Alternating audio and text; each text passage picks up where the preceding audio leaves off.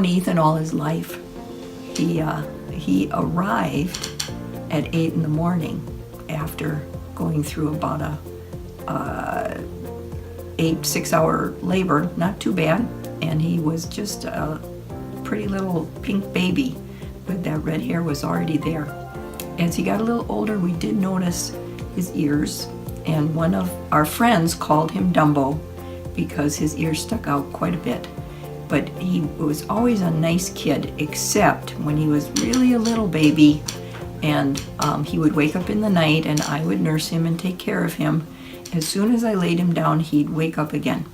So there were many nights that Ethan and I slept together, or he joined us in our bed together. He liked the waterbed even back then, and then later. And he was a nice, very nice little boy, and always had a lot of friends, even when he was a little guy. Another story, when Ethan was a senior in high school, he signed up for the post-secondary options program. I think that's what it's called, where you can take classes at the university for free, but you get high school credit. So he went over there in August, I suppose, late August, early September, to sign up for a class. And he had some ideas about the classes he wanted, and of course when he got there, the classes he wanted were all full because he was registering sort of late in the system. And he ended up with some horrible class that he had no interest in, but he signed up for it anyway. And he came home and he was convinced that the University of Minnesota had designed their whole class registration system to screw him over. And of course what he didn't realize was that they designed the system to screw everybody over. That wasn't anything special about Ethan Trepp. Hi, Ethan's dad here with a couple of stories about Ethan growing up. One of the stories I remember is Ethan's first date. I'm not sure it was officially his first date, really, but it was the first official date that we knew about, a date where he had made arrangements. He was going to pick this girl up in the car and then take her someplace. We all asked him where he was going to take her, and of course Ethan wouldn't say anything but "I'm taking her out," wouldn't give us any information. So after he left, it turned out that Maureen and Phoebe and I, who was still living at home, of course, we decided to go out to dinner, and we went out to the Mongolian barbecue out on 494. They're not far from our house, and we got a table. It happened to be sort of in the back, and sure enough, about 5 to 10 minutes later, Ethan and his date walk in to the Mongolian barbecue, and his mother and I wanted to stay low and just watch the thing, but Phoebe decided to rescue him and went over and told him we were there, and so of course he left right away, and we never got us any information about how the rest of the evening went. Ethan is a wonderful man.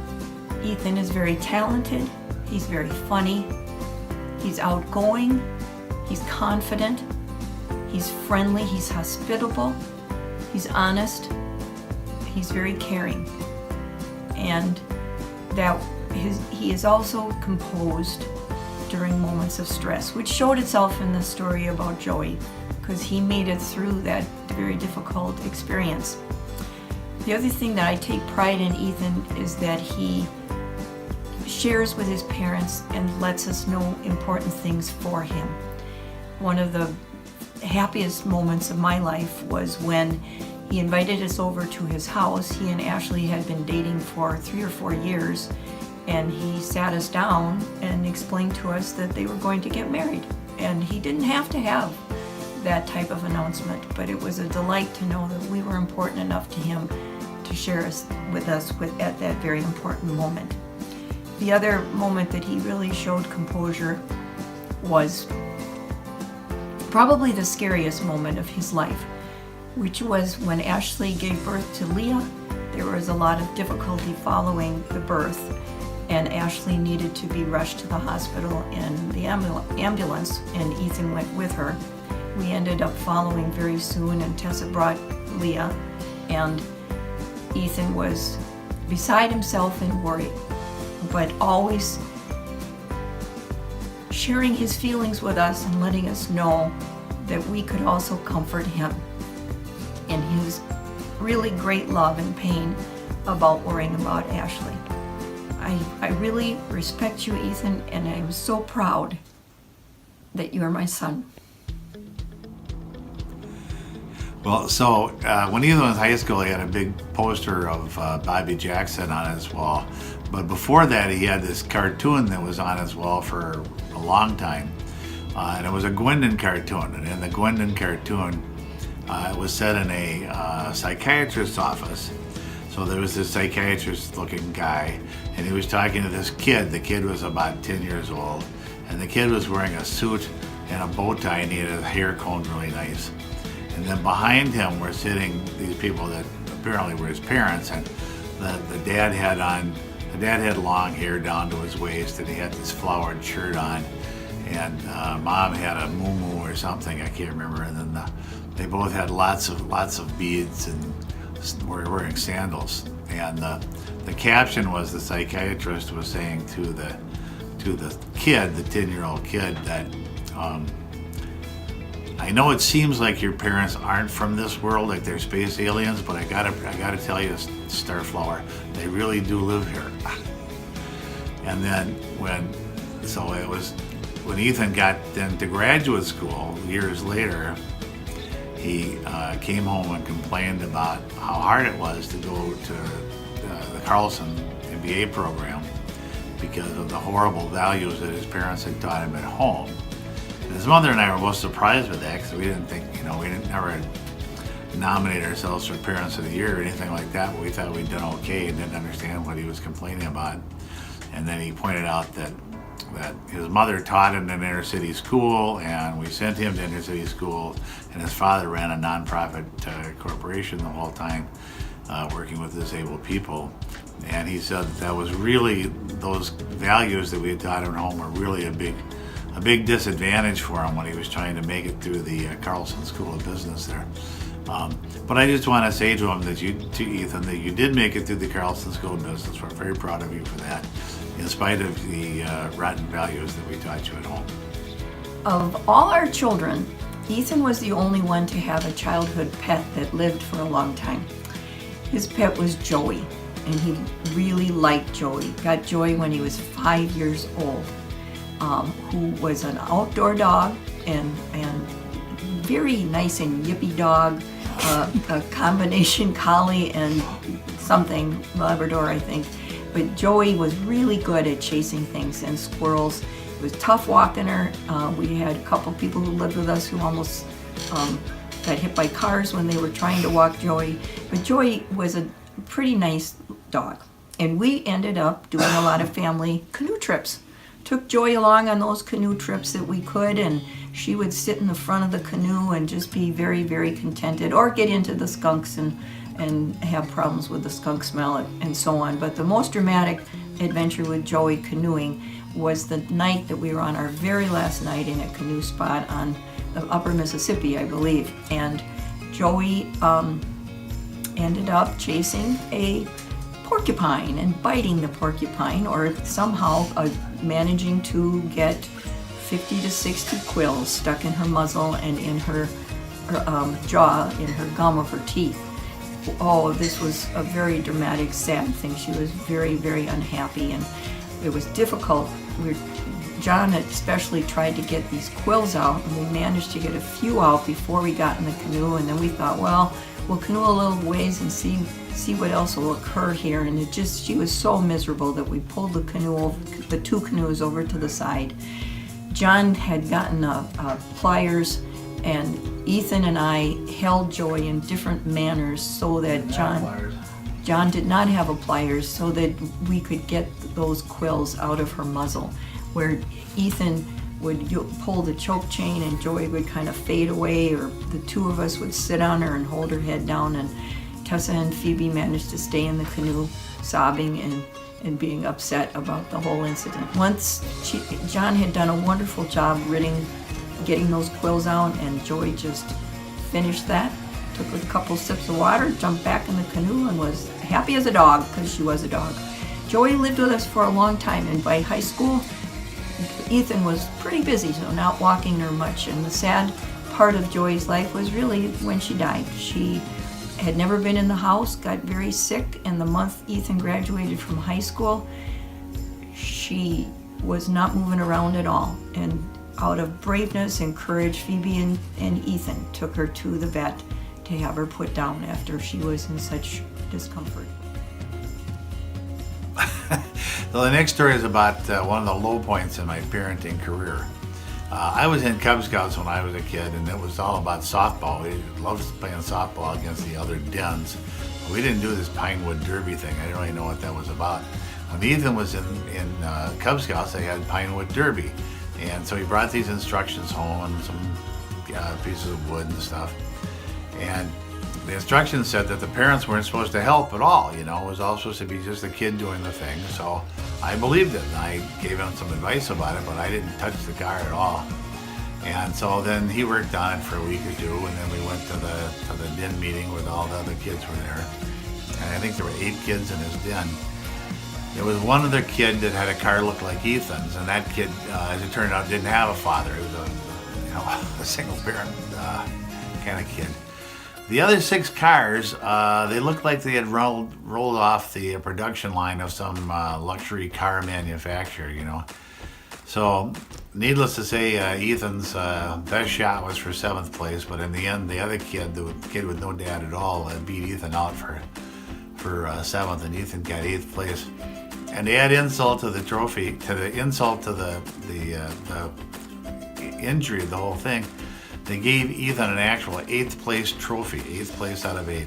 And he wanted to throw it away. I made him bring it home. And he threw it away as soon as we got home. It was not a happy moment, not a happy evening for either one of us. So eventually Ethan went to graduate school at Carlson.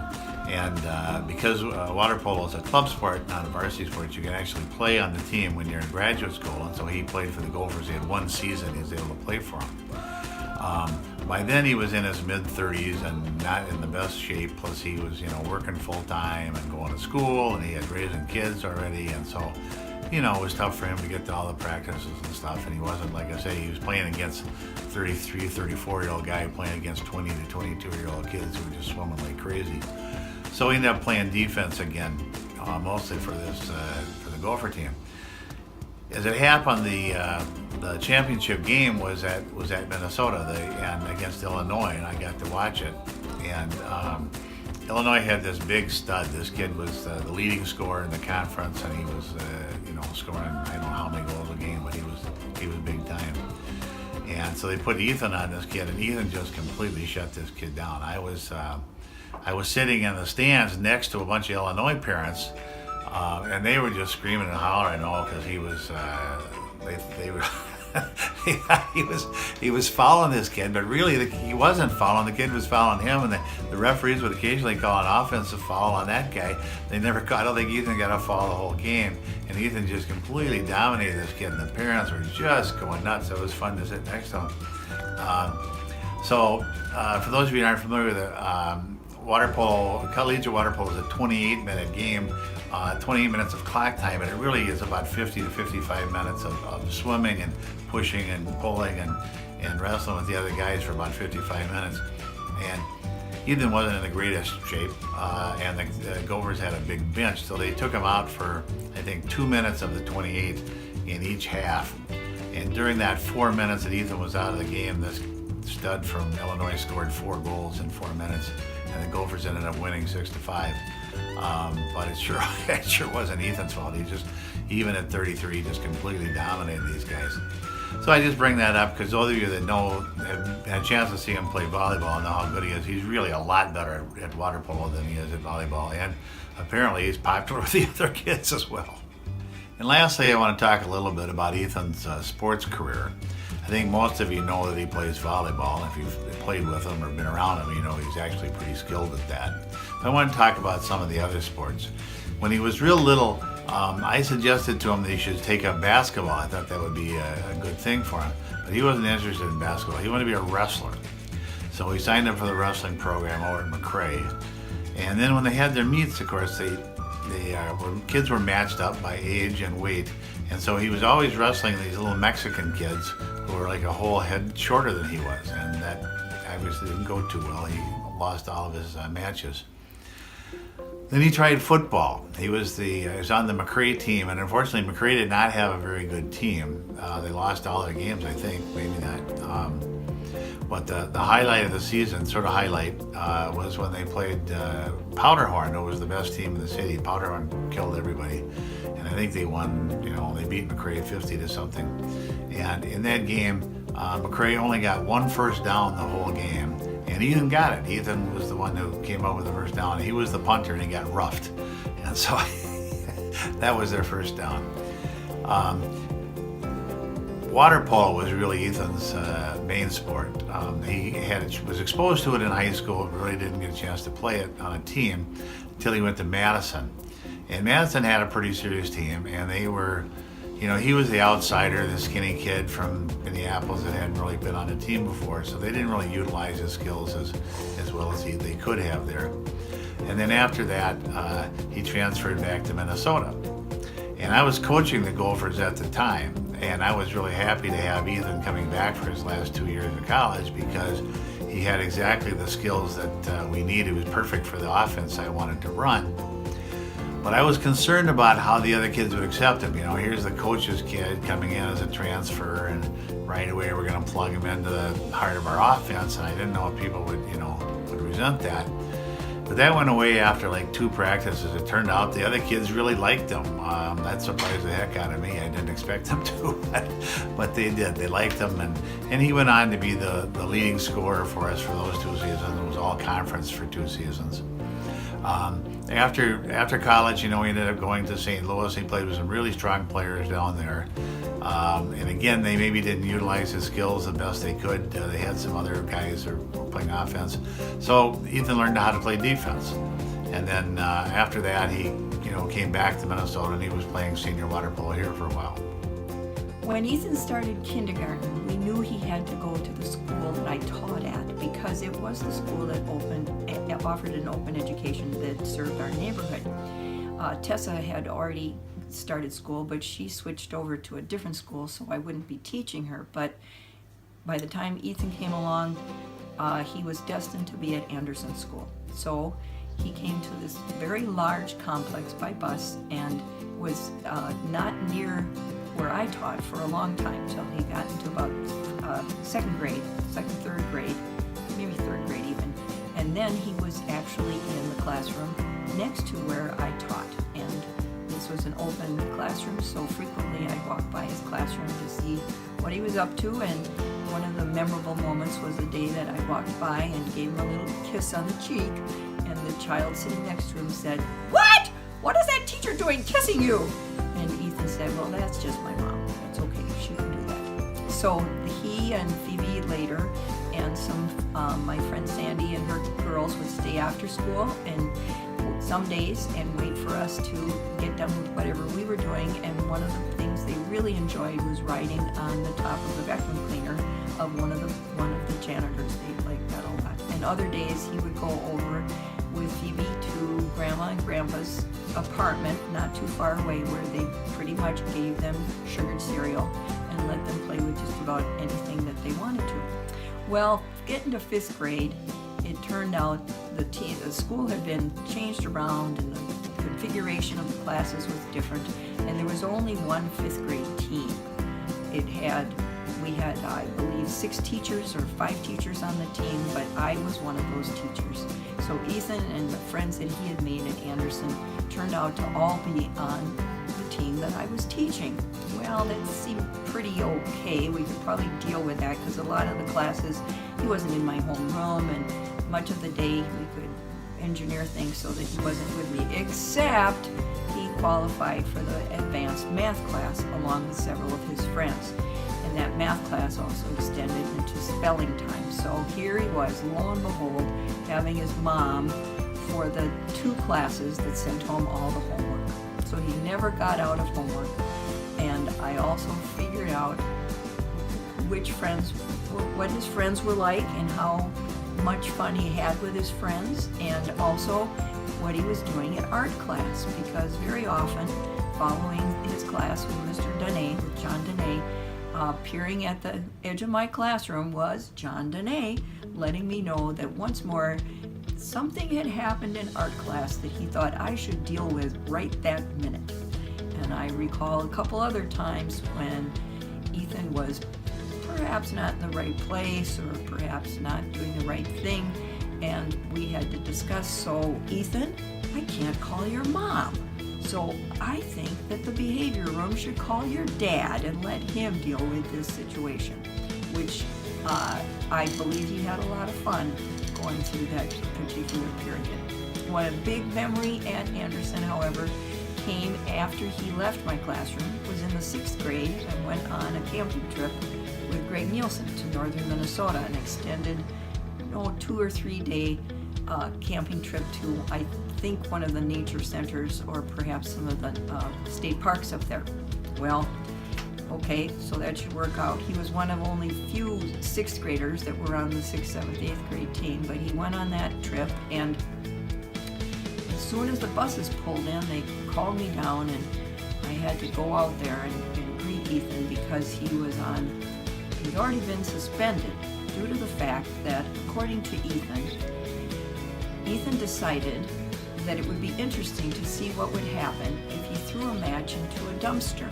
Well, I don't know why he had matches, but probably he'd gotten them somehow with the campfires they were having, and he purported to say that he did this all on his own, so he might not have been showing off for others, but he tried it, threw a match into a dumpster, nothing happened. So he wanted to be sure that that experiment was not false or faulty, so he tried it again. And the dumpster lit on fire, and he attempted to put, according to Ethan and his teachers who found him doing this, put out the fire by throwing sand from the earth into the dumpster on top of the fire. The repercussions were he had an in-school suspension for a few days, and I'm pretty sure that probably that was the true story. One of my earliest memories of Ethan would be back in high school. The two of us were partners for a book report that we had to give in front of the entire class, and we weren't really sure what to do, and then this strange guy in a phone booth showed up and told us that we were going to be the greatest band ever in the history of the world. And so we went back in time and got a bunch of different people like Abraham Lincoln and Genghis Khan and Napoleon and brought them back to the future with us, to quote a movie starring the greatest actor ever, Michael J. Fox, and did our book report, and we aced it, and we were pretty much the kings of school after that. So that was pretty fun. So yeah, it was one of my more fun memories of Ethan, when we traveled through time and met most of history's greatest figures. Happy birthday, Ethan. Hello, Dad. Happy 40th birthday. I'm so glad that I get to have you as my dad.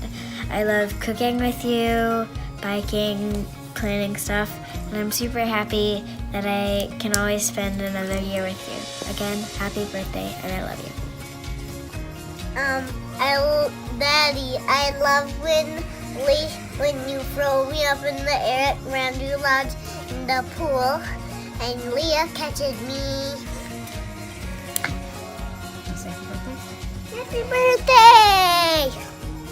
Daddy, I like it very much how you do the Legos with me, and how you do special things with me, like eat breakfast or watch a movie or play a game.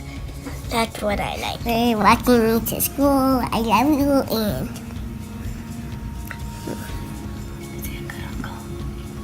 he's a good uncle. You're a good uncle. Happy birthday, Ethan! So great to have you as a brother-in-law, someone who's so committed to his family, always there for us, and so caring and inviting and welcoming to us. It's been wonderful to know you for all these years, and enjoy your 40th. Hi, Ethan. I want to wish you happy birthday. I'm so glad that you are my brother. You're a really great brother and a great uncle, and I think you're intelligent and you work really hard, and I enjoy doing things with you and asking you for advice.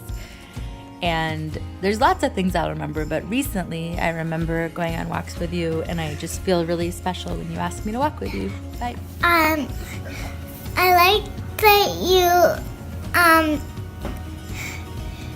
take care of me when my parents can't walk me to the bus stop or get me to school. I love you. Hey Ethan, happy 40th birthday.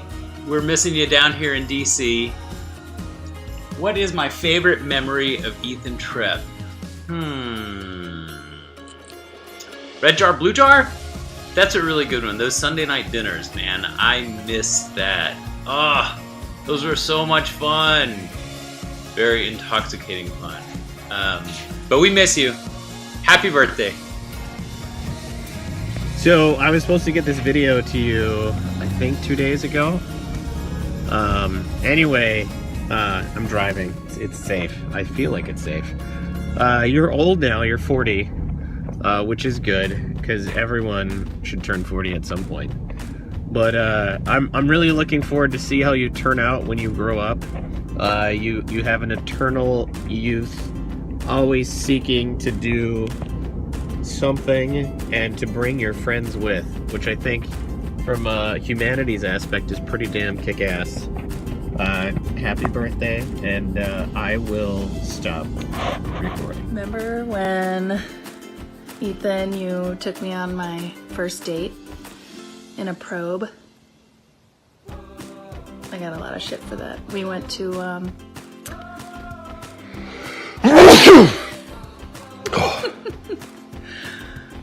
Tommy Boy.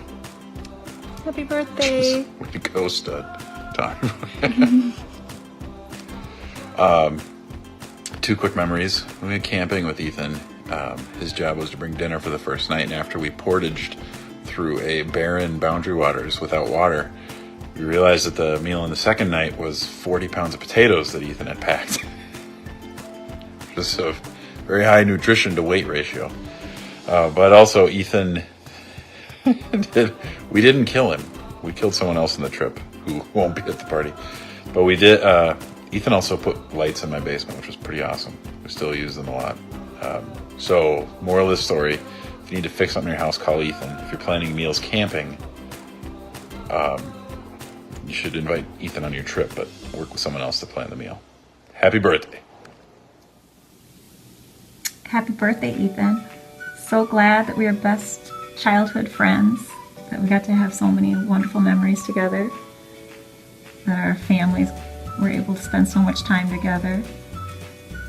I heard my first sentence even included you, that I had to brag to you that I had 2 blankets, Ethan. So glad that you are turning 40. Happy birthday. There's a misconception among the people of Minnesota about where that name comes from. Some people think it means many lakes. Some people think it means water, sky tinted. But it really means water, cold on the bottom. And if it wasn't for my good friend Ethan Trepp, I would have never learned that. And he took me on a 4-day journey to find the coldest, cleanest, most refreshing water in the nation. And I thank you for that. And I thank you for your friendship. Happy birthday, Ethan. Cheers. Hi, Ethan. It's Annie Fanny Fat Fat. I love you. I love that we're friends. I love that you make me laugh so hard. I love that we have a long shared family history of being family friends.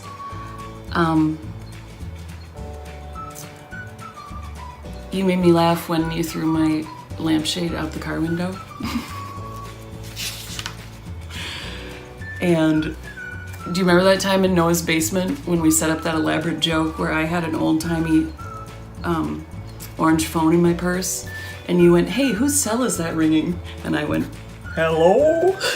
out of my purse, and we thought we were so funny. And thank you also for introducing us to the exasperated sigh.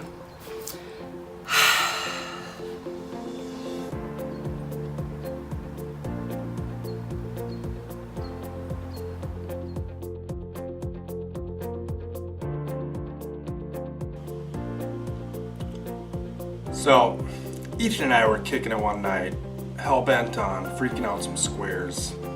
We decided the best course of action would be to take a half a dozen or so mandarin oranges and shove them down the front of Ethan's boxer briefs, and then have him nonchalantly meander into the room where the rest of our compadres were hanging out.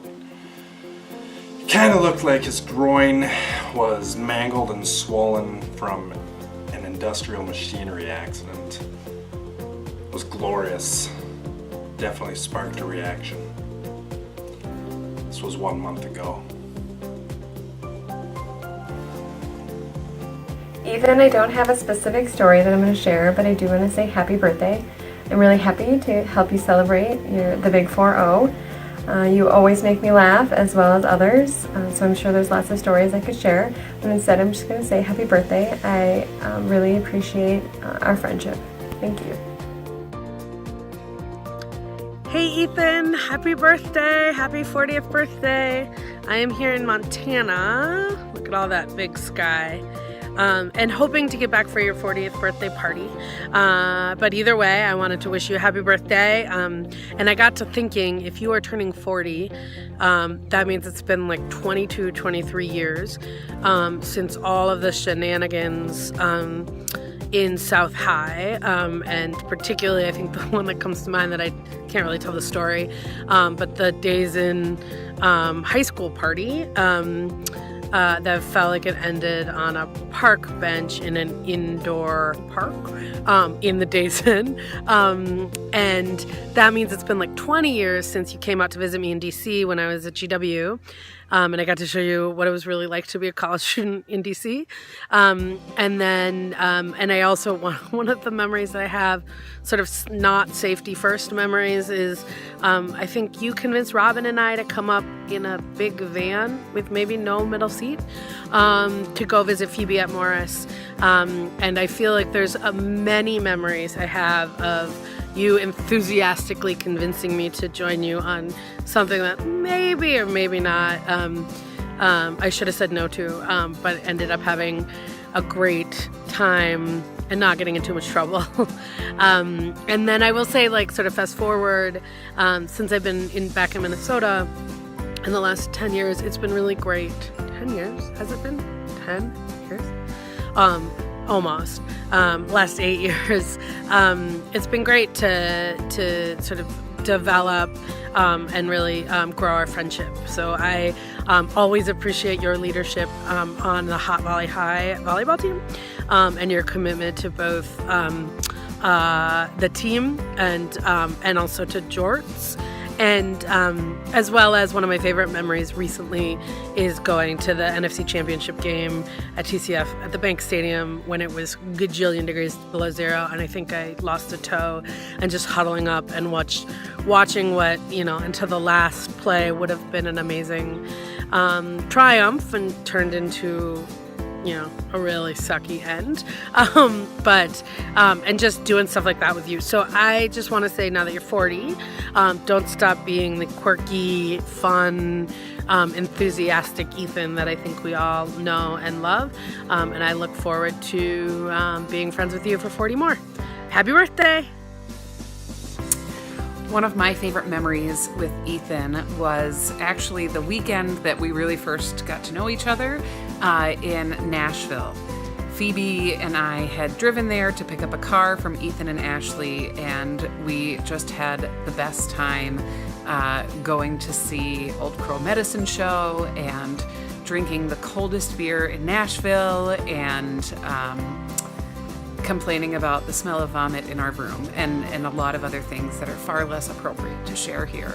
But I love Ethan for a lot of reasons, and one of them is because we can go from a party weekend in Nashville to a service project to speaking at a professional event together, and he wears so many hats and has so many people that support him, and we just love him.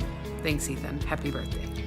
So a funny memory that I have about Ethan is we were getting ready to go on our first Friends weekend, or the first Friends weekend that Drew and I were invited to, and Lauren was like 6 weeks old approximately. She was a really little baby, and Ethan was riding with Drew and I and Lauren up to the cabins that we were staying in. This was the year we were staying at the Hunt houses, and we stopped somewhere like just outside of the Twin Cities. So in like a pretty fairly rural area. We were stopping at a Taco Bell to eat dinner, and there was some like drawing or some kind of deal like that going on, where if you drew a ticket and you could win some like free Taco Bell shit. And so Drew and I are like sitting in the booth enjoying our delicious Taco Bell feast, and Ethan was like doing this drawing, and all of a sudden we hear some guy yell like, "Yes! Free bean burrito!" And he was just like celebrating like crazy because he won a free bean burrito. And all of these like teenagers in Taco Bell were like, who is this guy? They're like, oh my God, what's wrong with him? And so it was just pretty funny and a little bit embarrassing. But then later, while we're eating our Taco Bell, Ethan tells us this whole long story about while he was on his way to ASP one year or something like that, and he got like arrested, or like the cops got called on him when he was trying to hitchhike. I don't know. I don't remember all the details. I just remember it was just, the story was just totally bananas. And at this point in time, like, we had known Ethan for many years, and it was like, how did we not know this story about you? It was just like, it's one of those stories that you just like have to know about somebody, almost like up front, because it's just that good of a story. So it was just like shocking to have known someone for that many years and then not know that story. And I mean, I remember it was a really good story, but obviously I don't even remember the details now, so whatever. I just remember it was that awesome. So anyway, happy birthday. Drew wishes he could be at your party too, but he's in the Middle East like always, so looking forward to celebrating with you on Saturday. And I'm sure Drew, I'll speak for him too, when he will be celebrating upon his return. Hi, Ethan. I have a lot of memories, really great memories of you and doing things with you. One thing I loved when we were kids is when we'd go to Grandma and Grandpa's cabin and we'd play croquet. And I don't know if you remember, but you would call me Little Yellow because I always liked playing with the yellow croquet ball, or maybe it's because I was the only one left and got the yellow ball, but I just thought that was like nice that you had a nickname for me and that it wasn't a mean one. And then there's been a lot of things in our lives between then and now, but one thing that made a huge impression on me and really let me know you as a person and as an adult was when we went to the Appalachia Service Project together. And I was really nervous and honored that you would want to go another summer after having such a great experience, and that you'd be willing to do that with me and sort of alongside me. And it was an amazing summer for me and really helped me learn about myself, but also to see you in a light that was totally different. And I got to see you be vulnerable and be funny and struggle, but gain confidence and then just really succeed. And it was such a beautiful summer as well, and I'm just so happy that we got to share that. And I feel like that's something that can never be taken from us. From that time, of course, lots has happened. You have 3 beautiful children, a wonderful wife, and I'm just so happy that you always emphasize family and that you care about me and Jill. And I love you, and I want so much for you to be happy and to find something that makes you just feel like you're using all of your strengths and skills, and that those other things, other things are less important if you're happy and really being true to yourself. So I love you and happy birthday. Happy birthday, Ethan. spent a lot of different times with you, and one that stands out is the first time that Phoebe and I came to North Carolina to spend some time with you and your family and Ashley and her family. And what really stands out is how much you wanted us to be there, and we drove across states. It was when we lived in Tennessee, and I just remember feeling like you included me as part of the family. And you can tease hard sometimes, but it is in those moments when I know that you really care. And I remember being there and you wanted to share stuff and take me to the beach and show me what was there, and I had never been there, and it felt really welcoming, and it was nice to share it with you and your whole family, and felt really welcome. And that's something that I think you do really well, and I love being a part of your family, and it's been really great, and I love you a lot. Happy birthday. I hope you have a wonderful time from here on out. Thanks. Hey Ethan, this is Leonard, wishing you a happy birthday from Taipei, Taiwan. Welcome to the Big 40 Club. Yay. Let's hang out again sometime soon, here or maybe Minneapolis, maybe somewhere else in the world. Alright, have a nice day. Bye.